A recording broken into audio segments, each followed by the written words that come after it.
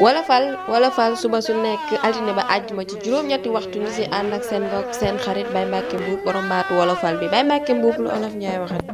te damay faral di wax naan kaw suuf nangu na ak njublan nangu na ak jubadi ñu ba ko fa waaye pincum yàlla ma dëgg doo nga fay dox te ñett a ngi nii duñ am jàmm fan nekk wala boog seenu jàmm du gaaw ki nekk cib dëkk bañ buur ba te dëkk ba nga nekk buur baa ko yilif kooku sa jàmm du gaaw ak ki nga xam ne daa iñaane ki yàlla yéegal te di ko soxore kooku yàlla da koy yéegal daa di la yéese ak ki nga xam ne day tukki tukki bu sori lool ànd akum yambar tey bañ ci koom feeñ. jërëjëf Baye Mbacke Mbuub jërë ngeen jëf yéen i tamit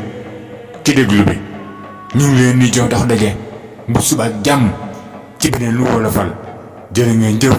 kon nag Soda Ndiaye ñu yendoo ak jàmm.